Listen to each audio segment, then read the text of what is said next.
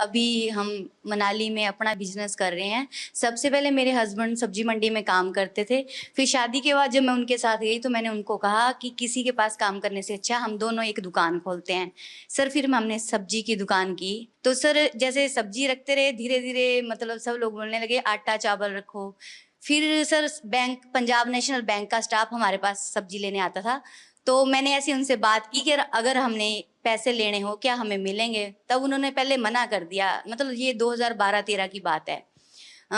फिर मैंने बोला ऐसे क्यों, बोले आपके आप पास ये 12-13 कह रहे हो, कोई पत्रकार को पता चलेगा तो आपको कहेंगे कि नहीं तो पुरानी सर सरकार को सच गाली है। दे रही तो है। फिर उन्होंने नहीं, फिर उन्होंने बोला कि आपके पास प्रॉपर्टी वगैरह, मैंने बोला नहीं। जैसे ही ये मुद्रा लोन का ये पता चला ना, जब ये स्टार्ट हुआ 15-16 में, तब जैसे मैंने उनसे कहा कि ऐसे ऐसे उन्होंने खुद ही बताया हमें कि एक योजना चली है अगर आपको चाहिए तो।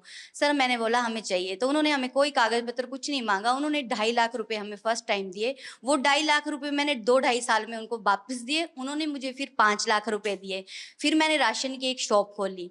फिर वो दोनों शॉप्स मुझे छोटी पड़ने लगी। सर मेरा काम बहुत बढ़ने लगा। यानी कि जो मैं 2-2.5 लाख साल में कमाती थी, आज मैं 10 से 15 लाख साल में कमा रही हूँ। वाह। फिर मैंने 5 लाख भी कंप्लीट कर दिया तो उन्होंने मुझे 10 लाख दिया। सर मैंने 10 लाख भी कंप्लीट कर दिया 2-2.5 साल में ऐसे ही, तो अब उन्होंने मुझे 2024 नवंबर में 15 लाख दे दिया।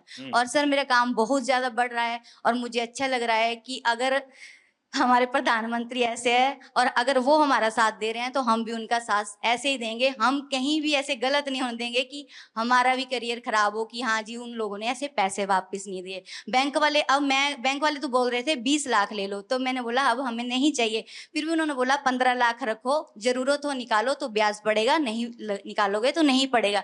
पर सर आपकी ये स्कीम मुझे बहुत अच्छी लगी।